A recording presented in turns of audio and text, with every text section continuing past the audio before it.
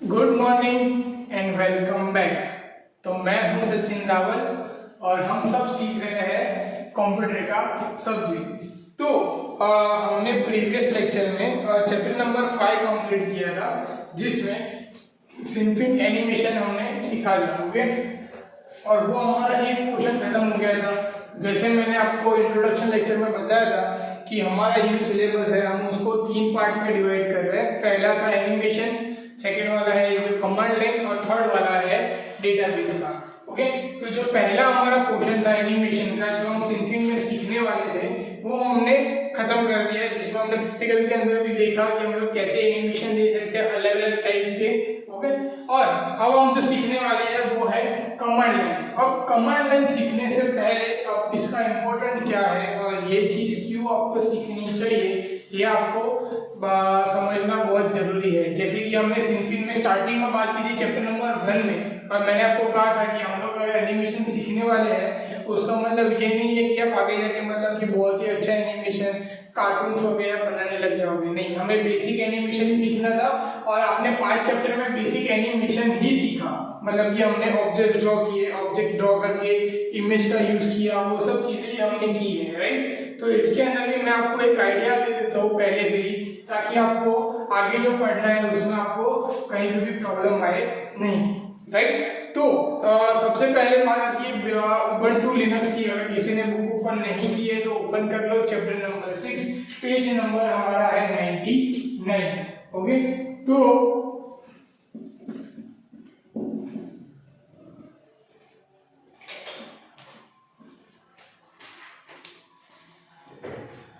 सबसे पहले तो ये कि उबंटू और लिनक्स क्या है और इसका मतलब क्या है। मतलब अगर सपोज किसी ने 9th स्टैंडर्ड में ध्यान से देखा होगा, पढ़ा होगा, तो आपको यही चीज आती थी 9th स्टैंडर्ड में, जहाँ पे आपको वर्ड, एक्सेल और पावर पॉइंट जो करना था वो आपने किया था।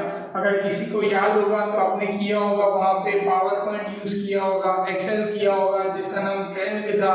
ओके, आपने पावर पॉइंट यूज किया होगा जिसका नाम इम्प्रेस था, आपने वर्ड यूज किया होगा जिसका नाम राइटर था। ये सारी चीज आपने की होगी। एक अलग सा इंटरफेस था रेड कलर का पूरा। ओके, तो ये सब आपने देखा होगा वहां पे, और अगर आपको थोड़ा बहुत याद भी होगा। बट सबसे पहले ये चीज क्यों थी और ये चीज क्यों आई और ये चीज हमें क्यों पढ़ाई जाती है, ये चीज आपको सीखनी बहुत जरूरी है। क्या कि आप सोचोगे कि 9th स्टैंडर्ड में भी आपको वही चीज थी, 11th में भी आपको वही चीज है, 12th में भी आपको वही चीज आएगी, तो ये चीज इंपॉर्टेंट क्यों है ये हमको समझना बहुत ही जरूरी है।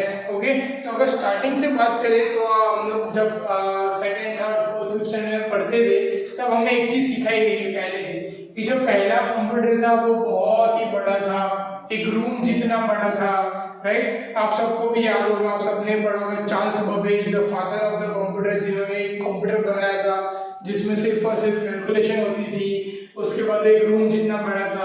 अगर हम उसको कंपेयर करके आज पे आए तो आज पे ऐसा है कि इतना रूम जितना बड़ा कंप्यूटर कंप्रेस होकर हमारे पास एक फोन जितना, स्मार्टफोन जितना एक कंप्यूटर आ गया है। हमारे पास जो स्मार्टफोन है वो भी कंप्यूटर भी है, बिकॉज वो इनफ काम करता है, जितना कंप्यूटर करता है उसे कंपेटिबल आई थिंक तो ज्यादा ही काम करता है। तो एक रूम जितनी बड़ी साइज से लेके एक छोटी साइज तक कंप्रेस करना, ये जो चेंजेस आए ये पूरे के पूरे चेंजेस कहाँ आए थे, हार्डवेयर साइड में। मतलब कि जो पार्ट्स थे वो छोटे छोटे छोटे करते हैं, और आज एक माइक्रोचिप के यूज से हम लोग सारे काम कर सकते हैं, राइट। तो ये जो चीज थी, मतलब ये जो इन्वेंशन हुए ये सारे हार्डवेयर डिपार्टमेंट, हार्डवेयर साइड में हुए।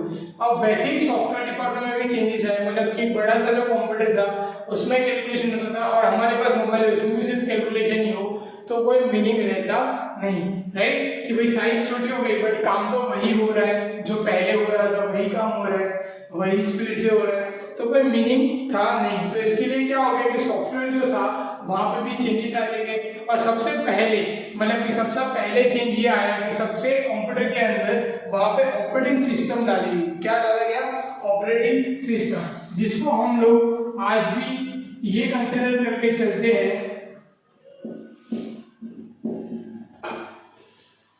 जिसको हम लोग आज भी यही कंसिडर करके करके चलते हैं कि operating system is like our CPU, जो सीपीयू काम करता है, ओके।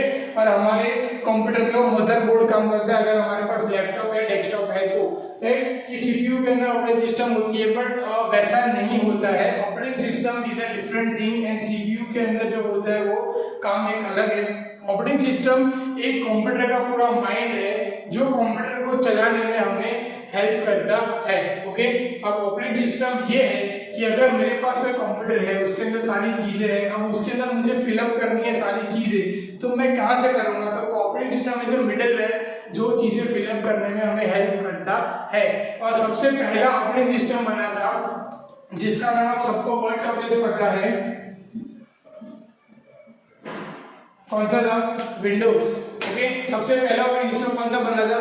विंडोज। आप सब आज भी यूज करते हो, आप सबके पास होगा विंडोज।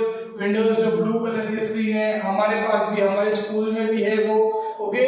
जो विंडोज है वो ब्लू कलर की स्क्रीन वाला, वो सबसे पहले इन्वेंट हुआ था ऑपरेटिंग सिस्टम में, और वही आज तक मोस्ट प्रोबेबली लोग वही चला रहे हैं, राइट, कि विंडोज सब लोग चला रहे हैं क्योंकि बहुत ही हम लोग पहले से यूज करते आ रहे हैं। जब विंडोज इन्वेंट हुआ था 1990 के टाइम पे, सबसे पहले था 1998, फिर 2000 आया, XP आया, 2003 आया, 2007 जो हमारे कंप्यूटर लैब में भी है, और उसके बाद 2008, 2010 आया होगा कि आप घर में किसके लैपटॉप या कंप्यूटर होगा तो उसमें 8 या 10 वर्जन ही आप सब यूज करते होंगे, ओके।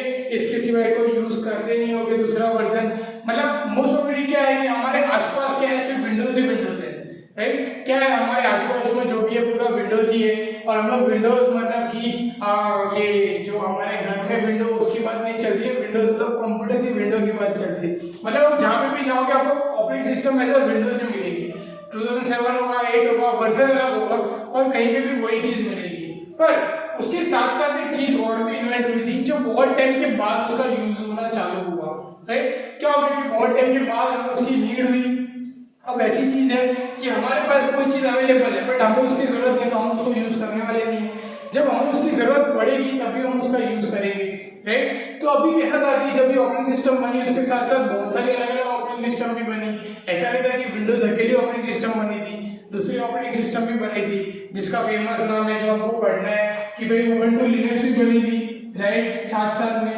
पर हमें उसकी यूज नहीं था, तो हम लोग क्या करते, उसका यूज नहीं था तो हम लोग उसको पढ़ते नहीं थे, उसको सीखते नहीं थे, और एज कंपेटेबल टू विंडोज वो बहुत डिफिकल्ट भी थी, बराबर। तो क्या हो गया कि भाई हम लोग विंडोज ही यूज करने लगे। अभी विंडोज में एक टाइम के बाद ऐसा आया, आज से कुछ सालों पहले ऐसा आया कि अब जो विंडोज था वो हो गया लाइसेंस वर्जन। अब जैसे लाइसेंस वर्जन नाम आता है मतलब आपके दिमाग में आ जाएगा कि भाई मुझे पैसे भरने पड़ेंगे, और एज अ इंडियन हम पैसे भरने वालों में से है नहीं। मतलब हमें क्या चाहिए, सब कुछ फ्री, मतलब मुझे कुछ भी चीज चाहिए हम फ्री, हम सबसे पहले फ्री सोर्स ढूंढते हैं। हम गूगल पे भी सर्च करते हैं तो हम क्या सर्च करते हैं, कोई भी सॉफ्टवेयर का नाम है, सॉफ्टवेयर का नाम सर्च करते हैं, पीछे लिखते हैं फ्री, फ्री डाउनलोड, मतलब कि हमें कोई भी चीज चाहिए ऐसा फ्री चाहिए। तो एज ए इंडियन हमें ये जो पैसे देने वाली चीज थी ये हमें सूट हुई नहीं, और बाकी जहाँ पे भी लोग थे उनको भी सूट हुई नहीं। अब ये चीज आप फिर से बोलोगे कि सर अगर लाइसेंस वर्जन है, पैसे देने हैं, तो हमारे पास तो लैपटॉप में विंडोज है और हम उसके पैसे नहीं दे रहे, हमारे लैब में भी कंप्यूटर है और उसके पैसे हम नहीं दे रहे। तो जहाँ जहाँ पे स्मॉल फैक्टर्स में अगर यूज हो रहा है तो वहाँ पे हम लोग फ्री यूज कर रहे हैं तो चल रहे हैं। तो उसके कोई रिस्ट्रिक्शन भी है, मतलब कि मैं अपडेट नहीं कर सकता हूँ, अपडेट करूंगा तो कोई सॉफ्टवेयर नहीं चलेगा, अगर अपडेट करूंगा तो मुझे बार बार रिमाइंडर्स आते रहेंगे, बार बार अपडेट आती रहेगी, अपडेट फेल हो जाएगी। जिस कंप्यूटर में अगर बहुत ही अच्छे जिनको नॉलेज हो कि आप कहीं भी पूछोगे तो वो आपको यही सजेस्ट करेंगे कि अगर विंडोज अगर आप फ्री वर्जन वाला मतलब क्रैक वर्जन कहीं से भी डाउनलोड करके लेते हो तो आप जब भी उसकी अपडेट करोगे आपको प्रॉब्लम आएगी, आपके कंप्यूटर में वायरस का खतरा बहुत सारा होगा क्योंकि आपके फायरवॉल स्ट्रॉन्ग नहीं होगी, आपकी लाइसेंस वर्जन नहीं ली है। सीधी बात है, अगर पैसे नहीं भरे तो कुछ ना कुछ डिसएडवांटेज मिलने वाला है, कोई सॉफ्टवेयर इंस्टॉल नहीं होगी।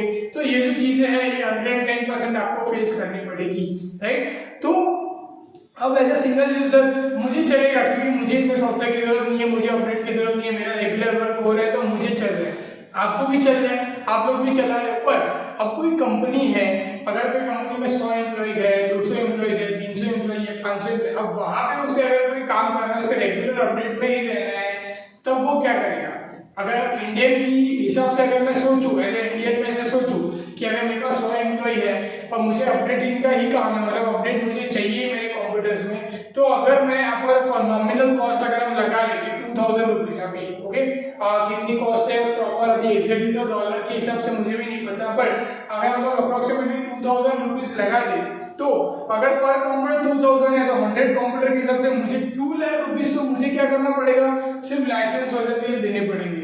तो मैं क्या सोचूंगा यार 2 लाख रुपए खर्च करने से तो अच्छा है मैं क्या कर सकता हूँ कि 2 लाख रुपए का मैं और 10 मशीन ला सकता हूँ, 10 नए कंप्यूटर आ जाएंगे, 10 नए एम्प्लॉय आ जाएंगे, मेरा 10 काम और बढ़ जाएगा, तो मेरे पास और पैसे आएंगे। तो मैं तो यही माइंड सेट से चलूंगा। तो हम लोग क्या सोचेंगे कि छोड़ो ना यार, हम तो फ्री का यूज कर लेते हैं, राइट। तो ये जो मेंटालिटी थी, ये जो चीज है, ये हम फॉलो करने लगे, हमें फ्री वाली चीज ढूंढने लग गए। तो सबसे पहला और बेस्ट ऑप्शन क्या था हमारे पास नहीं, ऑल ओवर द वर्ल्ड के पास एक ऑप्शन था जो सबसे अच्छा था, वो था उबंटू लिनक्स। जब ये बना तब बहुत ही कॉम्प्लेक्स था, पर धीरे धीरे आज, मतलब कि आज की बात करूँ, आपके बुक में भी ये 5-6-7 साल पहले का ही है, बट आज की बात करें तो बहुत ही अच्छा हो गया। आई होप आप में से किसी को पता भी होगा उबंटू लिनक्स के बारे में, और आपके घर में कोई ना कोई होगा जो उबंटू लिनक्स में काम भी कर रहा होगा, ओके। तो Ubuntu Linux is also operating system, okay, जो क्या है कि एक ऑपरेटिंग सिस्टम है, विंडोज की जैसी ऑपरेटिंग सिस्टम है, जिसका खाली इंटरफेस अलग है। विंडोज का जो ब्लू कलर की स्क्रीन है, इसकी रेड, ओके, मरून कलर की स्क्रीन है। इसमें थोड़ा सा काम आजकल, अभी तो कैसा हो गया, पहले पूरा ऑपोजिट काम होता था, अभी तो बहुत सिमिलर हो गया कि विंडोज में और लिनक्स में काम क्या हो रहा है, सेम टू सेम लेवल पे हो रहा है, बहुत ही अच्छा हो गया। और सबसे बड़ी और अच्छी बात क्या है कि लिनक्स आज भी 2020 में भी हमें फ्री ऑफ कॉस्ट मिलता है, हमें 1 रुपए के पैसे भरने नहीं है कहीं पे भी।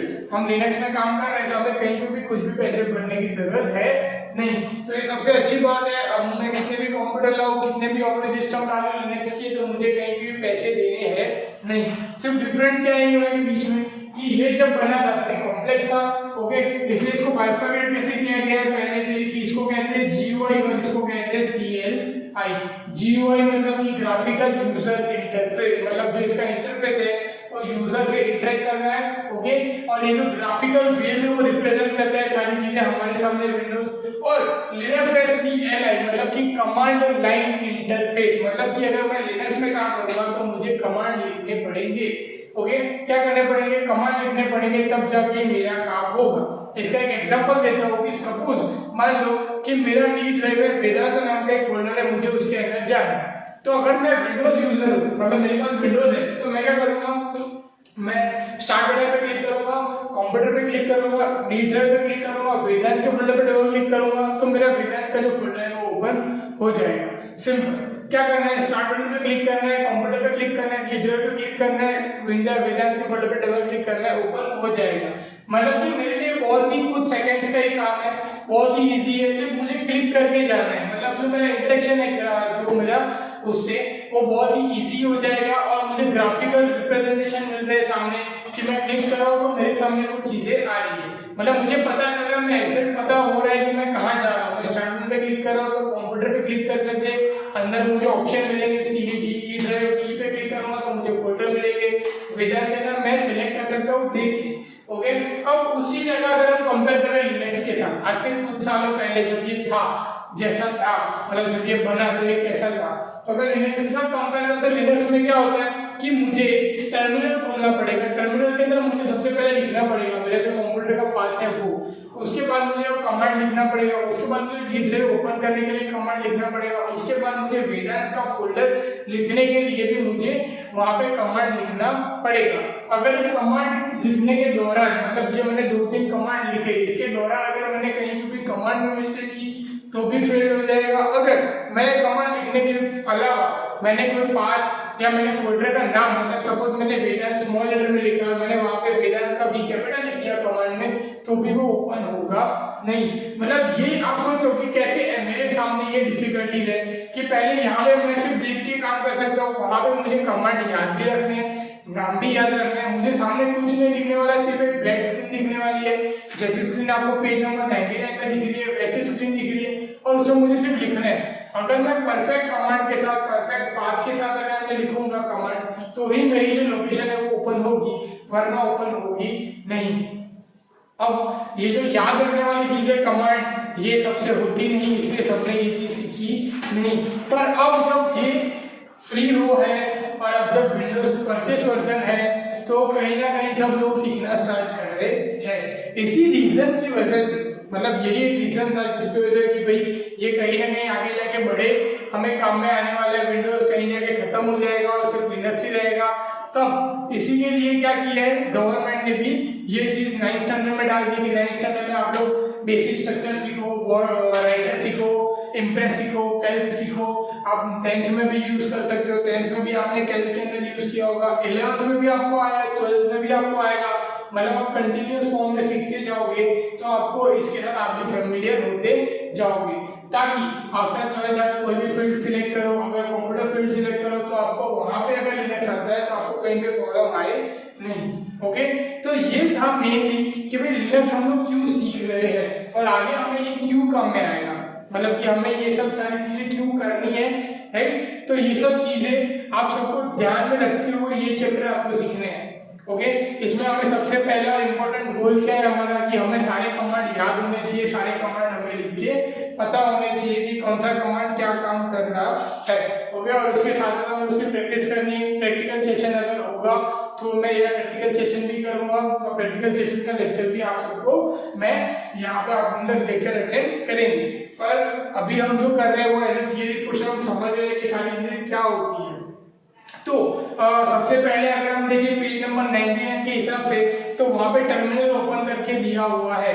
अगर किसी के पास होगा नहीं लिनक्स, पर अगर बाय चांस किसी के घर में लिनक्स है, किसी कंप्यूटर में, डेस्कटॉप में या लैपटॉप में अगर लिनक्स की अवेलेबिलिटी है तो वो लोग डायरेक्टली चेक कर सकते हैं कंट्रोल और टी दबा के, तो टर्मिनल ओपन हो जाएगा। जैसा टर्मिनल आपको पेज नंबर 99 में दिख रहा है।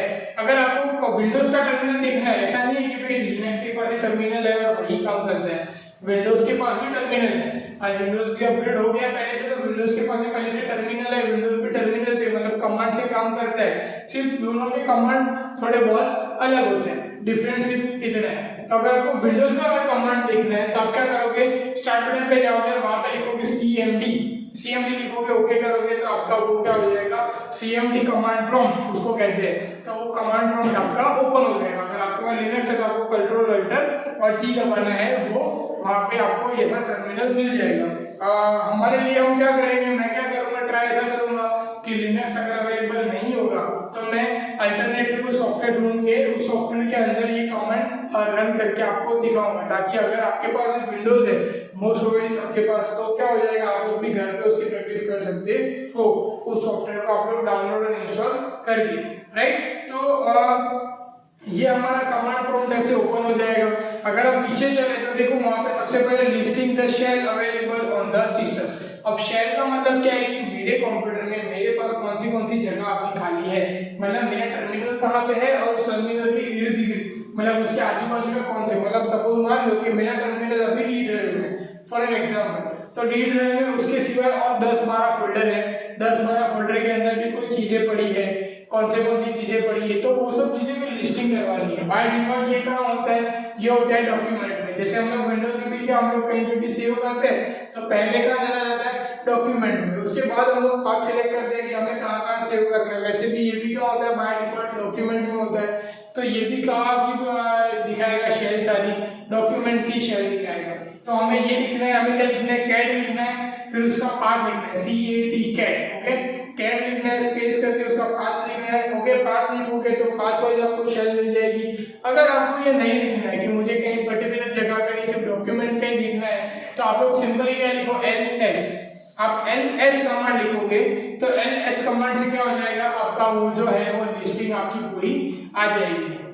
मतलब आपके पास जो जहाँ पे डॉक्यूमेंट में आपका टर्मिनल पड़ा है, उस टर्मिनल के अंदर आपको जहाँ पे भी जितनी भी फोल्डर्स है, सब फोल्डर्स है, फोटोज है, सारी की सारी नाम के साथ आपको मिल जाएगी। सिर्फ आपको क्या लिखना है वहाँ पे LS, सिर्फ क्या लिखना है L और S। क्लियर? ओके, अब और एक चीज सीख लेते हैं उसके साथ साथ कि मुझे कोई मैसेज पास करना है, मतलब कि मुझे कोई मैसेज के साथ काम करना है, मैसेज टाइपिंग लाइक। ओके, तो हम क्या कर सकते हैं, उसके लिए इको यूज कर सकते हैं। Echo is use for only for message, मतलब मुझे कोई मैसेज पास करना है तो मैं इको यूज करूंगा। ओके। उसका एक एग्जांपल आपको दिया हुआ है बाजू में पेज नंबर 101 में, वहां पे लिखा हुआ है इको, फिर डॉलर और शेल। अब ये डॉलर बहुत ही इंपॉर्टेंट है। ये डॉलर जब भी आप टर्मिनल ओपन करोगे तो आपको बाय डिफॉल्ट दिखेगा ही उबंटू के अंदर। क्या दिखेगा? बाय डिफॉल्ट आपको डॉलर दिखेगा ही, क्योंकि डॉलर के साथ ही सारे आपको उसके जो कमांड है वो यूज होने वाले हैं। ओके, बिना डॉलर के कमांड यूज होंगे नहीं। क्लियर है चीज? तो आपको क्या करना है, डॉलर यूज करना है, उसके बाद इको शेल करके आप मैसेज वहां पे प्रिंट करवा सकते हो। उसके बाद आप देखो वहां पे सपोज आपको डायरेक्टली चेंज करनी है तो आप चेंज भी कर सकते हो, वो चीज वहां पे दी हुई है। उसके बाद वहां पे इंपॉर्टेंट चीज है, पेज नंबर 101 में कमांड सिंटैक्स लिखा हुआ है कि कोई भी आप कमांड लिखोगे तो उसकी सिंटैक्स कैसी होनी चाहिए। तो वहां पे सिंटैक्स में क्या है, पहला नाम आना चाहिए, दूसरा आपका ऑप्शन आना चाहिए, तीसरा आपका आर्गुमेंट आना चाहिए। मतलब पहले आप कमांड का नाम लिखोगे, सेकंड आपका ऑप्शन वहां पे है वो आप ऑप्शन लिखोगे। ओके, और डिपेंड अपॉन द कमांड पे डिपेंड होता है कि ऑप्शन कैसा है कैसा नहीं। फिर आप लिखोगे आर्गुमेंट। ओके, अगर सपोज मैं एक एग्जांपल है कि मुझे कॉपी करना है तो मैं कॉपी का पहले कमांड लिखूंगा, फिर उसका ऑप्शन लिखूंगा कहां कॉपी करना है, फिर आर्गुमेंट की कॉपी करना है तो किस नाम से सामने कॉपी करना है। तो ये तीनों चीजें ऐसे आएगी। ओके, तो कोई भी कमांड आप लिखोगे तो उसमें ये तीन फॉलो होगा। ऑप्शन ये डिपेंडिंग है, मतलब कौन सा कमांड है, जैसे कि एलएस था उसमें कोई ऑप्शन नहीं है, उसमें कोई कमांड आगे आर्गुमेंट भी नहीं है, कोई ऑप्शन भी नहीं है, सिर्फ कमांड का वो परफॉर्म हो जाएगा। तो वैसे मैं क्या कर सकता हूँ, पर ये मेथड है, ये हमको याद रखने के पहले नेम, फिर ऑप्शन और फिर ही आर्गुमेंट आएगा। अब पीछे देखो पेज नंबर 102 में, वहां पे आपको एक सिंपल, अगर मुझे कैलेंडर ओपन करना है तो वहां पे मुझे कैलेंडर दिख रहा है। आप अगर CAL लिखोगे, कैल लिखोगे, आपको कैलेंडर दिख जाएगा। आपके पर्टिकुलर कौन से आप कैलेंडर, आप कौन से मंथ में हो, कौन सी डेट पे हो। अगर वहां पे आप देखो पेज नंबर 102 में फिगर नंबर 6.4 में, तो वहां पे फरवरी 2013 मतलब जब ये बुक प्रिंट हुई थी तब का ये स्क्रीनशॉट वहां पे रखा हुआ है। ओके, अब डेट चाहिए तो मैं कैल की जगह क्या लिखूंगा, डेट लिखूंगा, तो मुझे क्या मिल जाएगी, डेट मिल जाएगी। जैसे आप देख सकते हो, अगर मुझे डेट में भी कोई अलग स्पेसिफिक कोई डेट चाहिए तो मुझे सिर्फ चेंज क्या करना है, डेट, और उसके आगे जैसे मैं आपको कहा ऑप्शन, मुझे ऑप्शन उसके बदलना है। क्या बदलना है, मुझे प्लस का सिंबल रखना है, परसेंटेज का सिंबल रखना है, कैपिटल डी रखना है। इससे क्या हो जाएगा, सिर्फ मुझे स्पेसिफिक डेट मिलेगी। जैसे आप लोग देखो पेज नंबर 103 में वहां पे लिखा हुआ है, उसका आउटपुट पेज नंबर 104 में फिगर 6.6 में दिया हुआ है, ओनली डेट आई है, सिर्फ क्या आई है, डेट। अगर मैं डायरेक्टली सिर्फ डेट लिखूंगा स्मॉल लेटर में तो मुझे डेट, उसके साथ मुझे डे, और उसके साथ मुझे टाइमिंग भी आएगा। मतलब हमारा पूरा फॉर्मेट जो बाय डिफॉल्ट कंप्यूटर में बना होगा वो पूरा आएगा। अगर मुझे स्पेसिफिक डेट ही चाहिए खाली तो मुझे ये कमांड लिखना पड़ेगा। ओके, तो आई होप आप सबको ये जो चीज है बेसिक वाली चीज समझ आ गई होगी। एलएस है, टाइम है, डेट है, ये सब आपको दिख गया होगा। कैलेंडर हम लोग देख सकते हैं। ओके, और इसके साथ हमने हिस्ट्री भी देखी कि ये सब चीजें कहाँ से कैसे हमें क्यों इंपॉर्टेंट है सीखनी। अब ये चैप्टर आगे बहुत लंबा है, इसलिए मैं क्या कर रहा हूँ, यहाँ पे इस लेक्चर को स्टॉप कर रहा हूँ। हम लोग नेक्स्ट लेक्चर में इसके आगे वाली चीज सीखेंगे कि हमें क्या क्या और सीखना है। ओके, तब तक आई होप इसकी आप प्रैक्टिस करते रहो और पढ़ते रहो। मिलते हैं, गुड बाय।